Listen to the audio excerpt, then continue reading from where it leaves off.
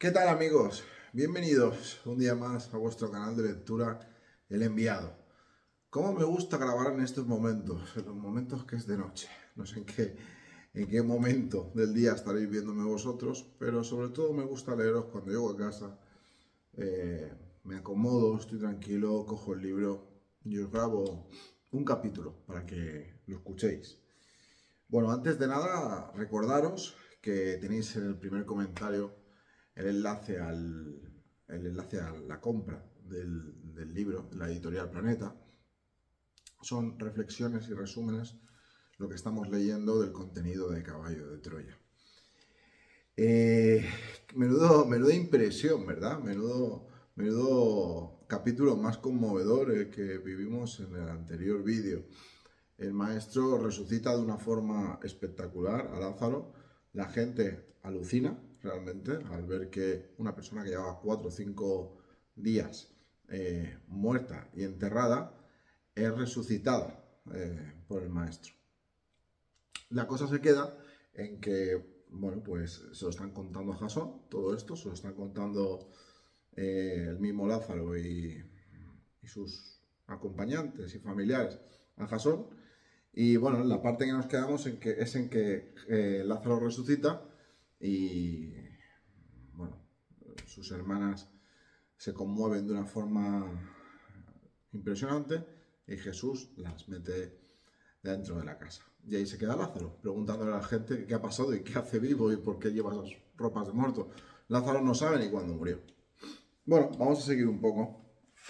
Y dice así. Poco después, los 3 hermanos se postraron ante el rabí, agradeciéndole cuanto había hecho.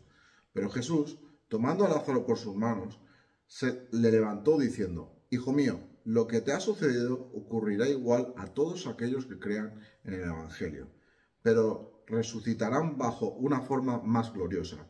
Tú serás el testigo viviente de la verdad que he proclamado. Yo soy la resurrección y la vida. Ahora vayamos a tomar aliento para nuestros cuerpos físicos. Esto es todo lo que podemos decirte. Lázaro me observa fijamente, supongo que con menor curiosidad de la que yo sentía por él. Si me lo permites, intervine dirigiéndome al resucitado. Quisiera hacer una última pregunta. El amigo de Jesús asintió con la cabeza. ¿Qué recuerdos guardas de estos días en los que gustaste la muerte? Nunca he hablado de ello, repuso Lázaro, pero no es mucho lo que puedo decirte. Aquella pregunta y la insinuación del propietario de la casa sorprendieron al grupo. Curiosamente, nadie se había preocupado de averiguar qué había visto o sentido Lázaro durante los 4 días en los que había permanecido muerto. Claro, Jasón le pregunta que qué sintió, o sea, qué sintió y qué vio esos 4 días que estuvo muerto, si recuerda algo. Hubo un momento, supongo, que en el instante de mi muerte, en el que mi cabeza se llenó de un extraño ruido. Fue algo así como el zumbido de un enjambre de abejas. Después, no sé por cuánto tiempo, experimenté una sensación desconocida. Era como si me precipitara por un estrecho y oscuro pasadizo. Cuando volví a abrir los ojos, todo era oscuridad. No sabía dónde estaba ni lo que había sucedido. Sentí frío en la espalda. Me di cuenta entonces que yacía sobre un lecho de piedra. Traté de incorporarme, pero noté que me hallaba maniatado y cubierto por un lienzo. Intenté gritar, pero un pañuelo anudado sobre la cabeza sujetaba fuertemente mi mandíbula. Inmediatamente comprendí que estaba en una de las cavidades subterráneas que sirven para enterrar a nuestros muertos. Sin embargo, en contra de lo que puedas creer, no sentí miedo. Al contrario, una gran paz que se apoderó de mí y lentamente, como pude, fui arrastrándome hacia la columna de luz que se distinguía al fondo de la cámara. El resto ya lo conoces. No sé cómo pudo venirme a la memoria, pero de pronto recordé que en el relato de la resurrección se había mencionado una sábana. Abusando de tu hospitalidad, les puse: me gustaría saber si conservas los lienzos funerarios. Sí, así es. ¿Podrías examinarlos? Jasón recuerda que se cuenta en la Biblia algo de una sábana. Entonces le dice que si le deja analizar la sábana. Aquel inusitado interés por la mortaja confundió a los presentes, pero Lázaro accedió rogando a uno de los amigos que fuera por ellos. Minutos más tarde, el hebreo pondría en mis manos un rollo de tela. Con la ayuda del propio Lázaro y a petición mía, extendimos la sábana de lino sobre la mesa. Providencialmente, las hermanas habían optado por guardar el lienzo y las vendas tal y como fueron retirados del cuerpo de Lázaro. Y aunque la rigurosa ley judía prohibía todo contacto con cadáveres o con objetos que a su vez hubieran permanecido junto a los restos de hombres o animales, la singularidad del suceso, que rompía todos los esquemas legales, y el talante liberal de estos fieles seguidores de la doctrina de Jesús habían hecho posible que las vestiduras fúnebres no fueran destruidas y que la familia las manejara sin escrúpulos de conciencia. Al pasar una de las lámparas de aceite sobre el tejido, pude observar un desgarro en el centro del mismo de la sábana, justamente en la parte que debió cubrir la cabeza. Al examinar detenidamente la tela, comprobé la existencia de unos plastones de color marrón, producto de las mezclas de ungüentos que habían sido utilizados en el embalsamiento. Como médico, presté especial interés a la detección de posibles señales o huellas que pudieran delatar el natural proceso de putrefacción. Según mis cálculos, y a juzgar por las informaciones de mis amigos, Lázaro había fallecido en el atardecer del domingo 26 de febrero. A pesar del aislamiento de la cueva sepulcral, de la baja temperatura de la misma y de la posible acción retardadora de los aceites y aloes, la advertencia de Marta a Jesús sobre el olor del cadáver era sin duda un síntoma claro de que su hermano debía presentar ya cuanto menos la llamada mancha verde abdominal, primer signo de la descomposición. Esta mancha suele aparecer hacia las 24 horas del fallecimiento y Lázaro, en el momento de abrir la tumba, debía llevar alrededor de 90 horas muerto. Claro, está examinando todo lo que vienen siendo las ropas funerarias de Lázaro, porque piensa que tienen que haber restos de putrefacción. O sea, él nos explica, Jasón, cómo puede ser que un hombre que llevaba 5 días muerto resucitara. Él es médico y es una persona pragmática y quiere ver cómo eran esas ropas, esas vendas, para ver si estaban manchadas ya de putrefacción. Por eso las pide. Sin embargo, por más que explore el lienzo, no pude encontrar resto algunos de líquidos procedentes, por ejemplo, de la ruptura de ampollas en la epidermis. Lo que sí percibí, al oler algunas de las áreas del tejido, fue un inconfundible tufo sulfídrico, emanación muy propia en la putrefacción de la materia orgánica. Aunque no se trataba, obviamente, de una prueba definitiva, aquello me dio cierta idea sobre las posibles causas de la muerte de Lázaro. Probablemente un proceso infeccioso agudo y generalizado. A título personal y después del gran viaje, me interesé por todos los textos apócrifos o no, tradicionales, etc., en los que pudiera hablarse de la suerte que corrió Lázaro en años posteriores. Los escasos datos que encontré apuntaban hacia el hecho de que el amigo de Jesús fallecería por segunda vez a la edad de 64 años y, curiosamente, como consecuencia de la misma dolencia que le condujo al sepulcro en el año 30. Pero estas informaciones, lógicamente, no han podido ser comprobadas. Claro, él ve que sí, que hay como una pequeña descomposición en lo que son las ropas que llevaba Lázaro, y luego cuando vuelve a la época contemporánea buscó más de la historia de Lázaro. Él está conociendo a un Lázaro de 30 años, pero claro, Lázaro realmente murió hace 2000 años, 2000 y pico. Entonces él, cuando vuelve del pasado al presente, buscó información sobre Lázaro. Y dice que más o menos encontró que no había mucho, pero que murió con 60 y pico años de la misma enfermedad. Es decir, alargó 30 y pico años más, gracias al milagro. Lo que sí que me llamó poderosamente la atención fue comprobar cómo el testimonio de Lázaro y sus amigos encajaba plenamente con la tradición judía sobre la muerte. En general, los hebreos creían que la gota de hiel en la punta de la espada del ángel de la muerte empezaba a obrar al final del tercer día. Al cuarto, por tanto, la descomposición del cadáver era ya un hecho incuestionable.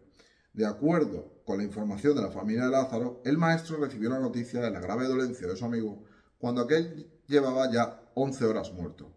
Jesús conocía esta creencia judía sobre la muerte y sabiamente esperó hasta el miércoles para ponerse en camino, llegando hasta Betania, cuando los restos de Lázaro llevaban ya sin vida alrededor de 96 horas. Un tiempo más que suficiente como para que todos los judíos que sabían del fallecimiento no pudieran dudar sobre el prodigio que estaba a punto de consumar. Claro, los judíos piensan que si llevas 3 días muerto, si llegas al cuarto día, estás muerto de verdad. Pero que hasta el tercer día no se te considera muerto. Entonces Jesús retrasó la llegada hasta el cuarto día para que quedara en constancia y no hubiera duda de que resucitó. No que le pasaba algo y despertó, sino que estaba muerto de verdad. En las horas que siguieron, merced a estas y a otras informaciones, alcancé a entender en su verdadera medida por qué la aristocracia sacerdotal judía, encabezada en aquellos años por la saga del ex sumo sacerdote Anás, buscaba la muerte de Jesús de Nazaret.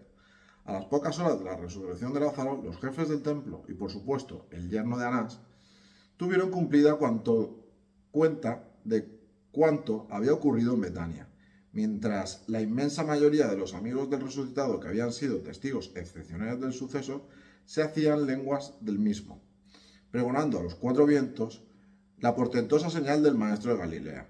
Otros judíos, muchos menos, aunque de torcido corazón, se apresuraron a informar a la casta de los fariseos, que gozaba entonces de gran primicia sobre el resto de los sacerdotes y levitas. Es casi seguro que si el milagro hubiera tenido lugar en otro momento del año judío, y no en vísperas de la solemne Pascua, y con un protagonista menos acaudalado y prestigioso entre los dignatarios de Jerusalén, la obra del rabí quizá hubiera ido a engrosar a título de inventario la ya larga lista de prodigios. Pero el nazareno había sacado de entre los muertos, potestad reservada únicamente al divino, a Lázaro de Betania. Demasiado cerca, demasiado espectacular y demasiado importante como para olvidarlo o condenarlo al silencio. O sea, no tuvieron más remedio que aceptar que era un milagro de Jesús. Por muy mal que les cayera, por mucho que lo quisieran matar, etcétera, etcétera. No una persona que lleva 4 días muerta, llega un hombre, le dice Lázaro, levántate y anda, y todo el mundo lo ve salir amortajado, y es una resurrección. El hecho adquirió tales proporciones que, según me contaron Lázaro y sus amigos, Jerusalén sufrió una conmoción. La circunstancia de que entre los testigos de su resurrección se contaran algunos miembros del templo y distinguidos judíos, amigos de la familia de Lázaro, precipitó aún más los acontecimientos, y el Sanedrín, inquieto por la noticia, celebró una asamblea urgente a la 1 del mediodía del día siguiente, viernes. El tema único podía resumirse en la siguiente frase: ¿qué hacemos con el impostor? Esto todavía acrecentó más las ganas de que mataran a Jesús. Es lo que nos quieren decir. Más rabia les daba a Jesús. Aunque la Suprema Asamblea de Israel había discutido ya en otras oportunidades la posibilidad de detener y juzgar a Jesús de Nazaret, acusándole de blasfemo y transgresor de las leyes religiosas, esta vez fue distinto. Uno de los fariseos llegó a proponer una resolución por la que se dictase la inmediata captura del Galileo y su ejecución sin juicio previo. Esto provocó agrias discusiones entre los 71 miembros del Sanedrín, en especial entre algunos ancianos o representantes de la nobleza laica, caso de José de Arimatea, y los fariseos. Aquellos consideraban ilegal y abominable tal decisión, capturarlo y matarlo sin juicio. Tras 2 horas de debate y en vista del escaso éxito de los que pretendían que el proceso contra Jesús se desarrollase bajo la más estricta ortodoxia, 14 miembros de la gran asamblea judía se levantaron presentando allí mismo su dimisión. 2 semanas después, cuando el Sanedrín aceptó estas dimisiones, el Consejo relevó de sus cargos a otros 5 destacados miembros, bajo la acusación de reflejar sentimientos de amistad hacia el nazareno.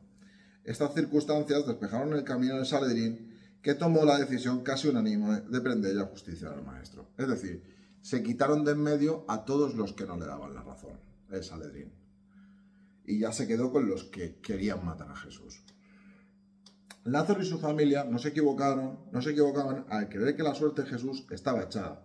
El odio del Sanedrín contra el rabí era tal que aquella misma tarde del viernes 3 de marzo, los policías del templo recibieron la orden de buscar y capturar a Jesús, allí donde se encontrase.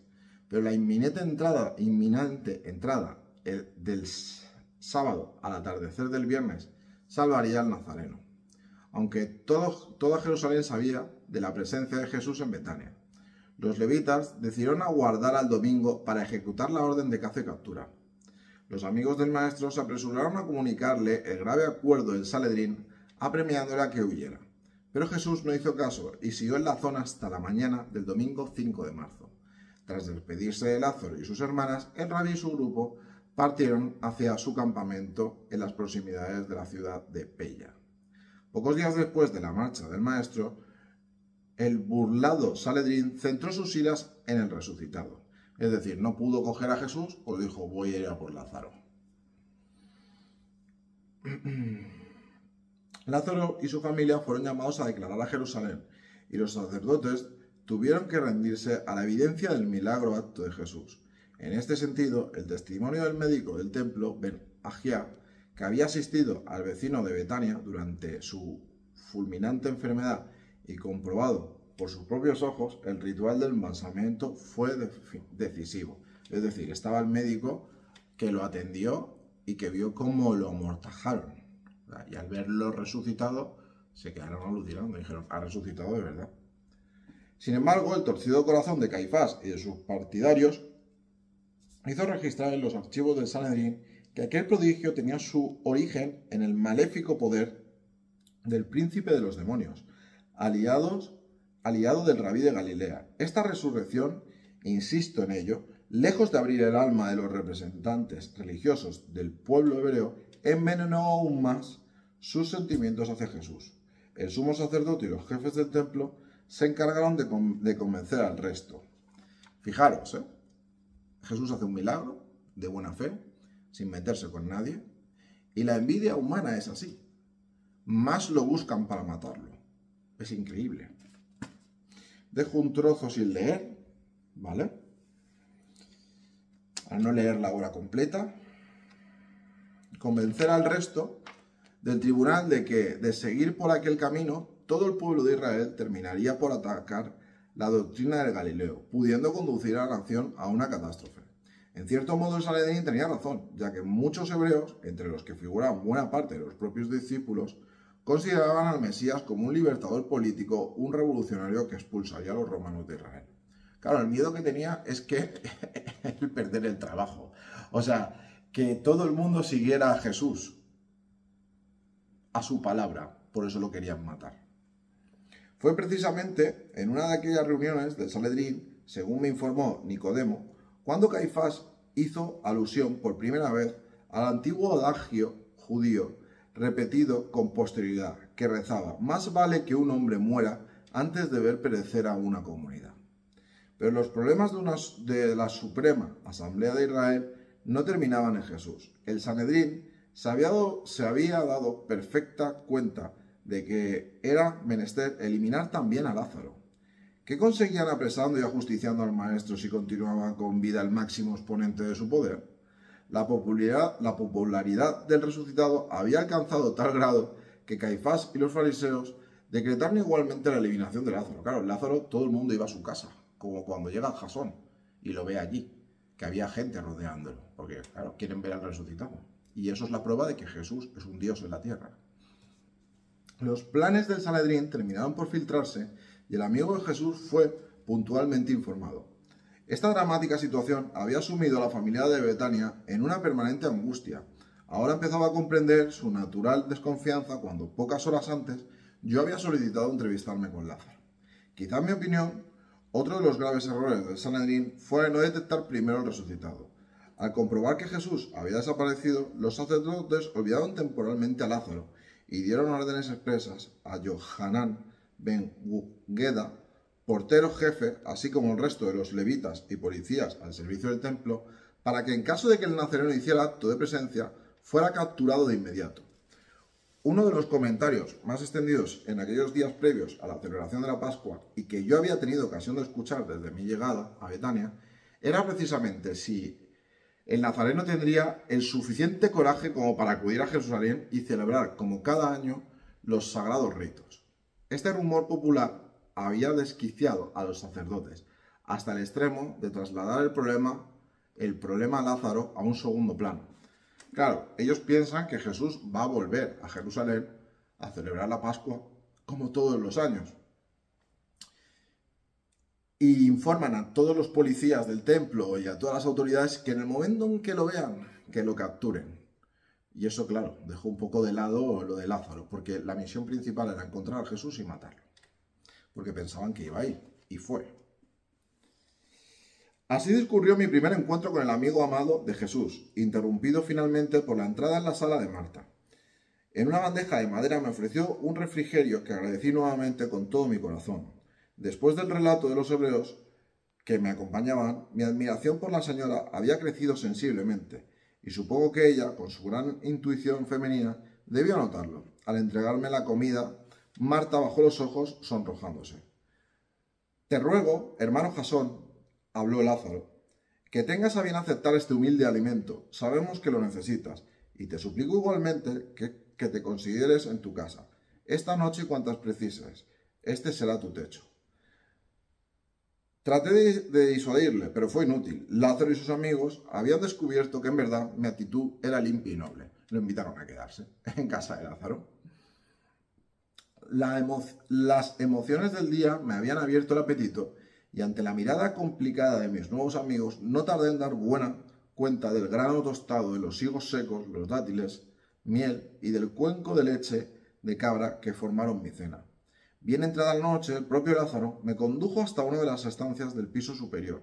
En ella había sido dispuesto un catre de los llamados de tijera, con un lecho de tela y cuerdas entrelazadas. El armazón de la cama había sido construido a base de 2 largueros de madera de pino, cada uno sólidamente amarrado a 2 patas que se cruzaban en forma de aspa y que no levantaban más de 40 centímetros del suelo. Por todo mobiliario, el reducido dormitorio rectangular de 1,80 por 2,50 presentaba un arcón sólido de madera de acacia, la misma que debió de servir para construir la legendaria Arca de la Alianza, de 1 metro de altura. Sobre él, Marta había colocado mis sandalias pulcramente lavadas, una jofaina, una jarra de metal con agua, un lienzo y un pequeño ramo de romero de fragantes flores azuladas sobre la cabecera del lecho. Colgando de la blanca pared y a otra altura del piso del ladrillo rojo, alumbraba una sencilla lamparilla de aceite con forma de concha. Al cerrar la puerta y quedarme solo, me asomé a la estrecha tronera que hacía las veces de ventana y mis ojos se humedecieron al contemplar aquella legión de estrellas, idénticas a las que yo solía ver en el desierto de Mojave. Tras una larga conexión con el módulo, caí rendido sobre el catre. En realidad, mi agitada exploración no había hecho más que empezar. Y se va a dormir.